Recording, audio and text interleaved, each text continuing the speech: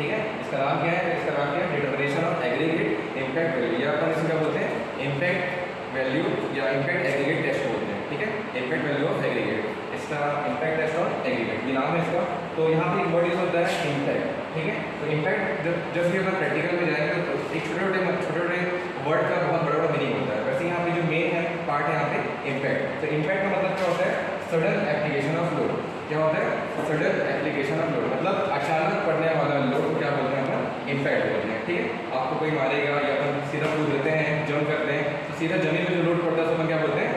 Impact sudden application of load बोलते हैं, ठीक है। तो यहाँ पे जो हमारा कॉन्सेप्ट है थ्योरेटिकल पार्ट का वो है कि आपका जो एग्रीगेट है, एग्रीगेट में अगर आपका सडन एप्लीकेशन ऑफ लोड आ गया, अचानक लोड आ गया, तो वो एग्रीगेट उस चीज़ को झेल सकता है कि नहीं, इसको हम लोग क्या करेंगे? टेस्ट करेंगे अचानक लोड करने वाला। अब अचानक लोड कहाँ कहाँ पड़ता है हमारे रोड में? कहीं ना कहीं तो पड़ता होगा अचानक लोड, ठीक है। जैसे कल हम लोग पढ़े थे, क्या पढ़े थे? Los Angeles test. Los Angeles test में क्या होता था? एक व्हीकल है, व्हीकल का टायर एग्रीगेट, एग्रीगेट क्या होगा? मतलब व्हीकल का टायर है वो रोड से चल रहा है, चलने से क्या होगा? आपका एग्रीगेट घिस रहा है, वो क्या हो गया? हार्डनेस टेस्ट हो गया या लॉस एंजलस टेस्ट हो गया। लेकिन यहाँ पे क्या होगा? अगर मतलब रोड में इम्पैक्ट कब आएगा? रोड में इम्पैक्ट कब आएगा? जब रास्ते में क्या होगा? ब्रेकर आएगा, ठीक है। ब्रेकर से गाड़ी जंप करेगा तो इम्पैक्ट आएगा। जब कभी कभी रोड में क्या आएगा? पॉट होल जम जाता है। पॉट होल क्या हो जाता है? Pot whole. पॉट होल किसको बोलते हैं? जो गड्ढे होते हैं, जो रोड में गड्ढे होते हैं वो क्या होता है? Pot whole. पॉट होल में गाड़ी जब चलता है तो एकदम बहुत जोर से वहाँ पे इम्पैक्ट पड़ता है, सडन एप्लीकेशन लोड पड़ता है, ठीक है। तो वहाँ पे भी क्या होगा? वहाँ पे इम्पैक्ट आएगा, ठीक है। ये हो गया आपका इम्पैक्ट मतलब क्या होता है? इम्पैक्ट मतलब सडन एप्लीकेशन ऑफ लोड, ठीक है। अचानक पड़ने लोड को हम क्या बोलते हैं? इम्पैक्ट होता है। तो एक हो गया रोड पे पड़ता है जो हमारा नॉर्मल रोड है, और दूसरा इम्पैक्ट लोड पड़ता है कहाँ पे? कहाँ पे और कहाँ पड़ेगा? रनवे में। कहाँ पड़ेगा? रनवे। रनवे में कैसे?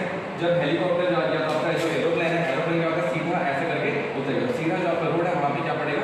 इम्पैक्ट लोड पड़ेगा। तो वहाँ पे क्या होगा? आपका सडन एप्लीकेशन लोड आएगा, ठीक है। रनवे से हमारे कितना है? आपका एरोप्लेन लोड करता है तो सीधा वो क्या करता है? वहाँ पे इम्पैक्ट मारता है। इम्पैक्ट करने से आपका जो रोड है वो क्या होना चाहिए? क्रश नहीं होना चाहिए, ठीक है। क्रश मतलब गिट्टी में टुकड़े नहीं होने चाहिए, उसको मैं क्या बोलते हैं? इम्पैक्ट बोलते हैं, ठीक है। अब यहाँ पे जो जैसे कि हम लोग पढ़े थे लॉस एंजलस टेस्ट में, लॉस एंजलस टेस्ट किस लिए होता है? हार्डनेस के लिए। किस लिए होता है? हार्डनेस चेक करने के लिए। वैसे ही जो इम्पैक्ट वैल्यू टेस्ट ऑपरेटर्स है वो किस लिए होता है?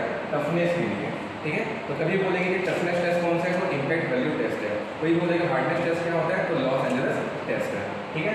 यहाँ पे एक मतलब एक आपका वर्ड है टफनेस। टफनेस का मतलब क्या होता है? कोई भी चीज़ टफ है। टफ मतलब बहुत मजबूत है। टफ मतलब क्या होता है? वो बहुत मजबूत है, मतलब कोई मटेरियल अगर कोई भी इम्पैक्ट को वो क्या कर लेता है? रेजिस्ट कर लेता है। जैसे कि मैंने इसको ऐसे मारा तो क्या होगा? ये इम्पैक्ट को क्या कर लिया? रेजिस्ट कर लिया, इसको वो एब्जॉर्ब कर लिया, मतलब ये टफ है, ठीक है। वैसे ही हम लोग क्या निकालना है? इसी को क्या बोलते हैं? हमारा टफनेस बोलते हैं। क्लियर है? टफनेस मतलब क्या होता है? Resist impact. टफनेस मतलब रेजिस्ट इम्पैक्ट। कोई भी मटेरियल में अपन कोई भी इम्पैक्ट मारते हैं तो वो अगर उस चीज़ को रेजिस्ट कर लिया, उस चीज़ को एब्जॉर्ब कर लिया, उसको अपन क्या बोलते हैं? टफनेस, ठीक है। इसलिए अपन बोलते हैं कि ये चीज़ बहुत टफ है, बहुत अच्छा है, मतलब मजबूत है, ठीक है। तो ये टफनेस हो गया, ठीक है। उसका थ्योरेटिकल पार्ट में लिखा हुआ है कि रोड में आपका एग्रीगेट रहता है, एग्रीगेट में इम्पैक्ट पड़ता है, इम्पैक्ट पड़ने से क्या होता है? आपका जो एग्रीगेट है वो क्रश हो जाता है, टूट जाता है, वो टूटना नहीं चाहिए। इसलिए अपन क्या निकालेंगे? इम्पैक्ट वैल्यू निकालेंगे, ठीक है। इस टेस्ट का अपन दो तरीके से यूज़ कर रहे हैं, मतलब इस टेस्ट में कंडक्ट क्यों कर रहे हैं? एग्रीगेट का इम्पैक्ट वैल्यू निकालने के लिए, ठीक है। और अपने को चेक करना है कि जो एग्रीगेट हम यूज़ करने वाले हैं रोड में वो रोड के लिए अच्छा है कि नहीं। जैसे कि कल हमने लॉस एंजलस टेस्ट किया था, उसमें जो वैल्यू है वो 70% से अधिक है, मतलब वो एग्रीगेट यूज़ करने लायक नहीं है, ठीक है। तो वो चीज़ हम लोग को यहाँ पे चेक करना है। और ये तो मैं बता दिया कि इम्पैक्ट से बोलते हैं जो मतलब जो टफनेस को रेजिस्ट, मतलब जो आपका इम्पैक्ट को रेजिस्ट करता है वो क्या कहलाता है? आपका टफनेस। वही हमको निकालना है, ठीक है। इसके बाद एपरेटस है। एपरेटस हम लोग यूज़ करेंगे। सबसे पहले तो आपका जो इम्पैक्ट टेस्ट मशीन होता है, मशीन यूज़ करेंगे अपन, जो आपका यहाँ पे डायग्राम में दिख रहा होगा आप लोगों को, ठीक है। ये जो आपका पूरा सेटअप है मशीन का, जो हमारा इक्विपमेंट है उसका सेटअप है। इस सेटअप में क्या क्या चीज़ होता है उसको अपन एक करके देखते हैं। एपरेटस में क्या क्या है, ठीक है।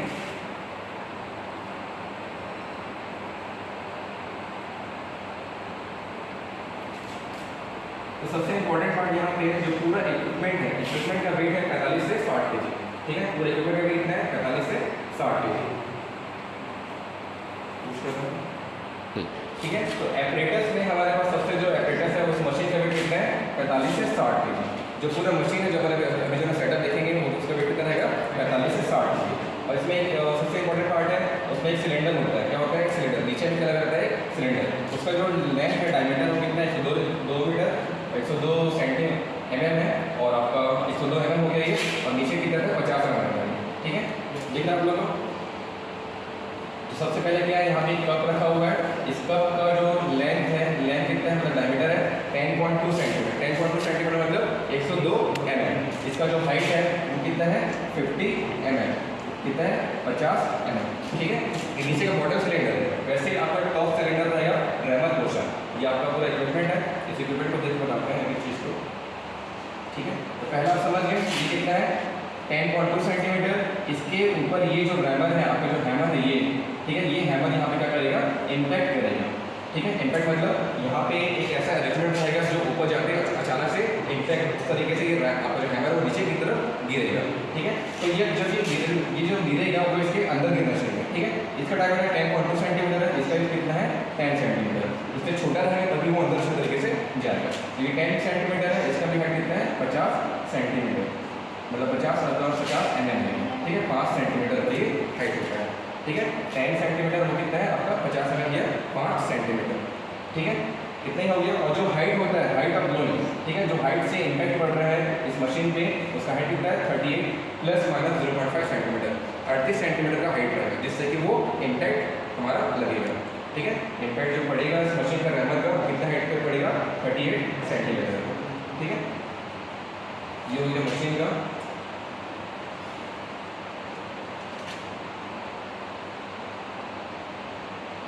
ठीक है, तो ये अपन देख लिए रैमर के बारे में, आपका सिलेंडर के बारे में। उसका मेटल का हैमर है, जो अपन हैमर देखेंगे, हैमर का वेट क्या होता है 13.5 to 14 kg। 13 से 14 किलो के बीच, 13.5 से 14 किलो के बीच इसका वेट होता है। और इसका जो शेप है, जो अभी हम देखिए उसका जो डायमीटर था, नीचे का जो डायमीटर था सिलेंडर का वो कितना था ऐसा करके। ठीक है, ये कितना था आपका 10 सेंटीमीटर और ऊपर कितना था ये 5 सेंटीमीटर। वही चीज़ यहाँ पे लिखा हुआ है 50 mm long and 100 mm diameter. ठीक है, इसके बाद इसमें और कुछ नहीं है। और यहाँ पे क्या लिखा हुआ है 380 ± 5 mm, मतलब 38 सेंटीमीटर की हाइट से वो ब्लो होगा, इम्पैक्ट होगा। ठीक है, समझ आ रहा है क्या हो रहा है यहाँ पे। सिलेंडर के नीचे सिलेंडर का साइज कितना था 102 mm डायमीटर और डेप्थ कितना था 50 mm, मतलब 10.2 सेंटीमीटर का और 5 सेंटीमीटर का हाइट था उसका। उसके बाद ऊपर का जो आपका जो हैमर था, हैमर का जो डायमेंशन है 50 mm लॉन्ग है और 100 mm उसका डायमीटर है। उसका वेट कितना है हैमर का 13.5 to 14 kg। ये सब क्वेश्चन आपको अपडेटेड क्वेश्चन पे आएगा। ठीक है, इसके बाद इसका जो वेट आपका इसका जो हाइट है, हाइट ऑफ इम्पैक्ट कितना है 380 ± 5 mm। ठीक है, यहाँ तक क्लियर है। इसके बाद यहाँ पे डिफरेंट टाइप के सीव लगेंगे। सीव में आपके पास जो यूज होगा वो कौन सा सीव होगा यहाँ पे 12 mm, 12 mm के बाद 10 mm, 10 mm के बाद 2.36 mm। तो यहाँ पे जो सीव यूज करेंगे सबसे पहले हम क्या करेंगे 12 mm का सीव रहेगा। ठीक है, 12 mm का सीव 12 mm के सीव से अपन क्या करेंगे एग्रीगेट को छानेंगे और वो कहाँ होना चाहिए 10 mm में रीडिंग होना चाहिए। किस तरह रीडिंग होगा 12 mm से अपन क्या करेंगे इसको सीव करेंगे, सीव करेंगे और सीव करने के बाद 10 mm में क्या होना चाहिए वो रिटेन होना चाहिए। जो रिटेन होगा, रिटेन को हम लोग को कहाँ रखना है इम्पैक्ट टेस्ट एपरेटस के सिलेंडर में हमको रखना है। ठीक है, क्लियर है आप लोग का। उसके बाद हम लोग इसे इम्पैक्ट करेंगे। इम्पैक्ट करने के बाद जो भी इसका चूरा होगा, चूरा को हम क्या करेंगे 2.36 mm के सीव से छानेंगे। छानने पे जो निकलेगा, निकलने वाले का हम लोग क्या करना है वेट करना है। ठीक है, तो प्रोसीजर में आएगा।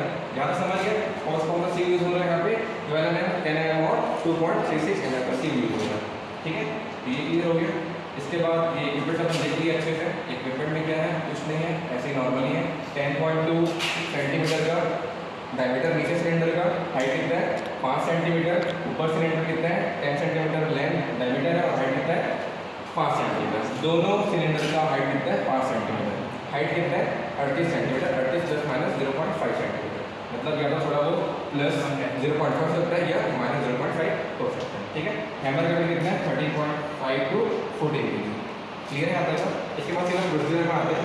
प्रोसीजर में हम लोग क्या देखेंगे, पहला प्रोसीजर में हमारा काम किया है, सबसे पहले हम क्या करेंगे एग्रीगेट को लेंगे। क्या लेंगे अपन एग्रीगेट को लेंगे।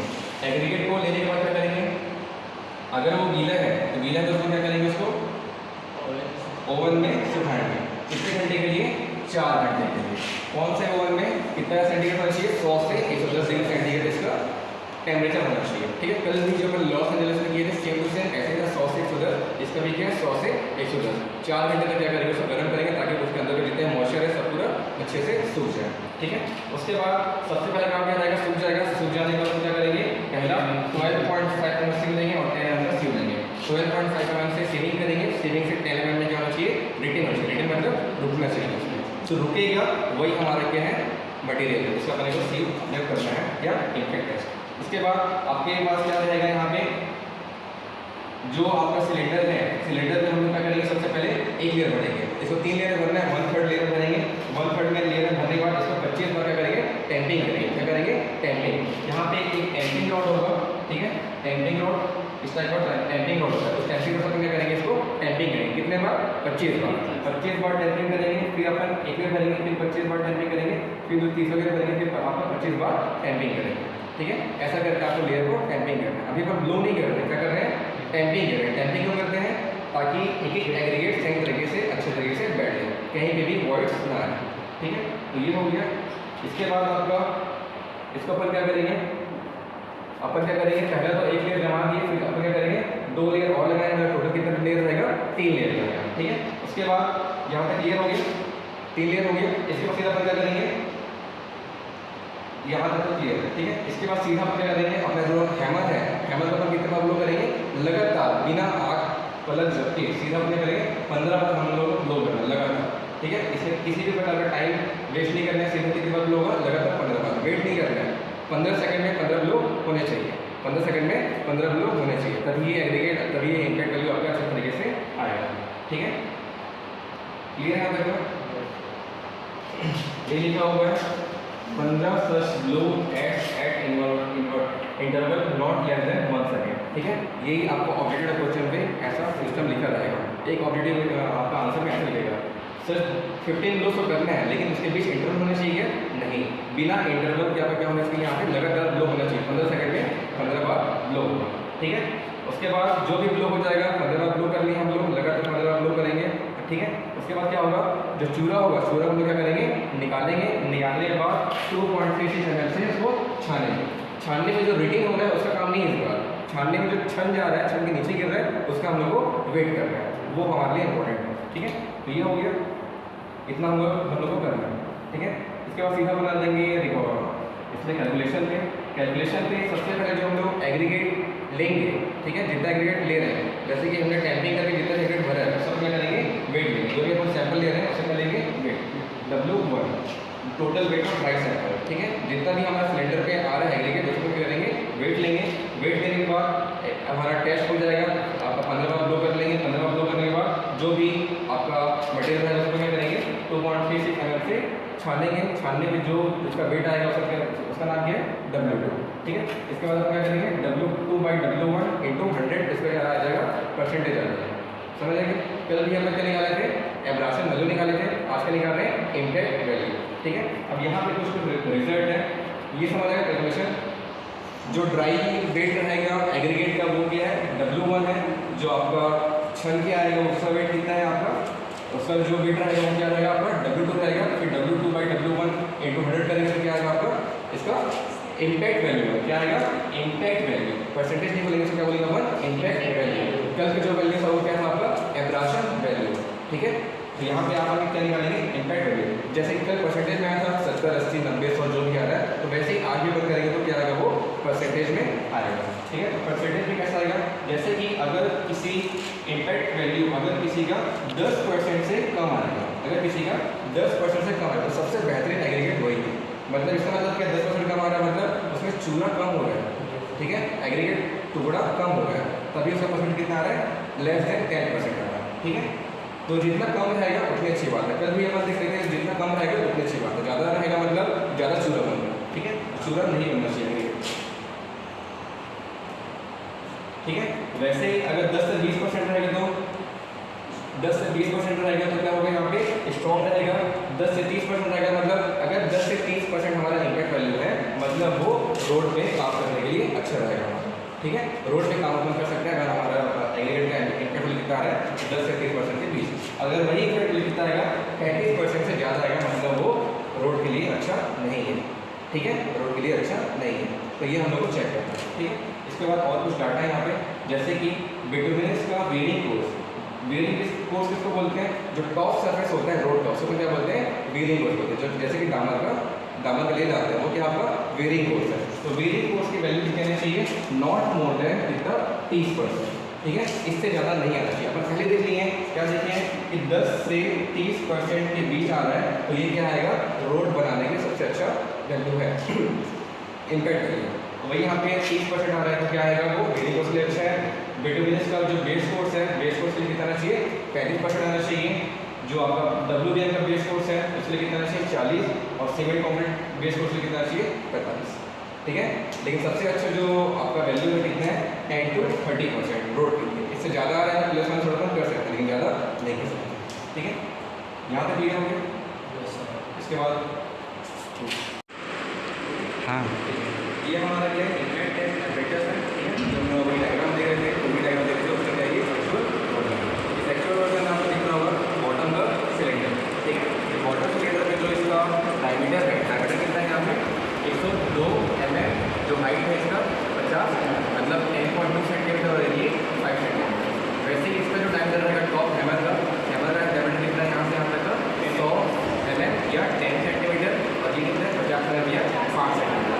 अभी जो हाइट ऑफ इम्पैक्ट है यहाँ से यहाँ तक कितना है? प्लस माइनस 0.5, ठीक है, 38 प्लस माइनस 0.5 सेंटीमीटर, ठीक है। यहाँ तक क्लियर है? इसके बाद हम लोग करना है इसको, ये आपका सिलेंडर है, इस सिलेंडर को क्या करेंगे? 3 लेयर में क्या करेंगे? तो फिल करेंगे, ठीक है। देखिए कितना छोटा सिलेंडर है, ठीक है। ये छोटा सा सिलेंडर है, तो इसको 3 लेयर फिल करना है। 1 2 3 बार करेंगे। और इसका क्या है? यहाँ पे टैम्पिंग रोड है, ये क्या है? इसका टैम्पिंग रोड है। टैम्पिंग रोड का इसके सिलेंडर को टैम्पिंग करना है, ताकि कहीं भी वॉइस ना आए। एक लेयर बनेंगे 25 बार टैम्पिंग, जैसे दूसरे बनेंगे 25 बार टैम्पिंग, तीसरे लेयर बनेंगे 25 बार। उसके बाद इसको रख देना है इसका, फिर इसको यहाँ पे क्या करना है? लगातार रोटे करना है, इसको स्लो करना है, ठीक है।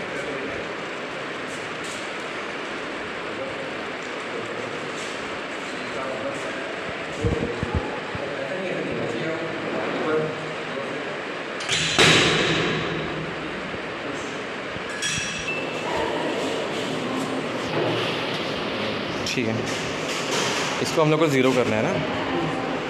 गुड, नहीं इसको डालने के बाद ट्रे मारना। रखो रखो रखो, ठीक है। अब मशीन बंद नहीं करना है अपने को, मशीन चालू रहेगा, और बस उसमें हाँ वो अपन बंद कर लेंगे, चलेगा उसका, ठीक है।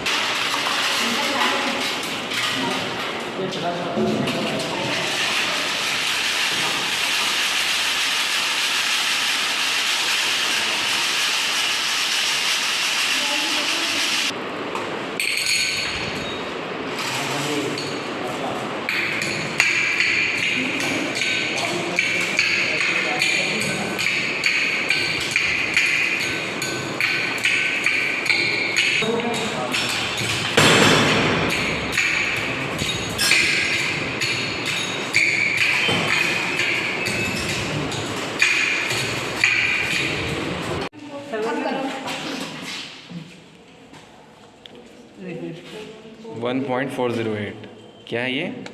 W1, ठीक है। चलो अब इसको क्या करेंगे? इम्पैक्ट देंगे।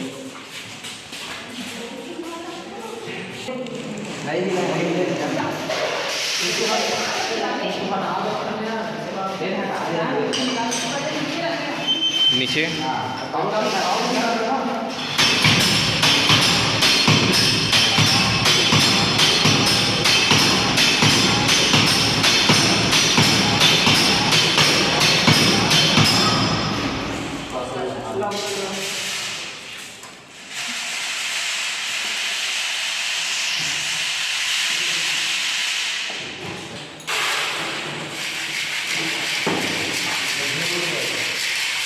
हाँ भाई,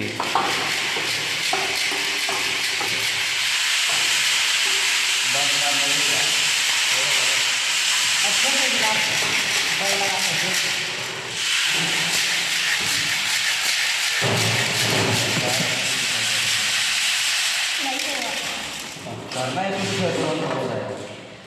ठीक है, हो गया।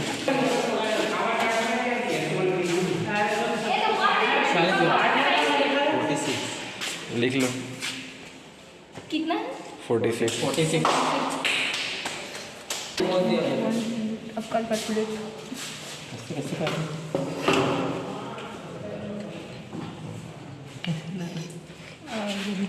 साक्षी 46 बटे 46 फिर इतना है 3.1 कितना आ रहा है? 3. नहीं, गलत हो रहा है ऐसा।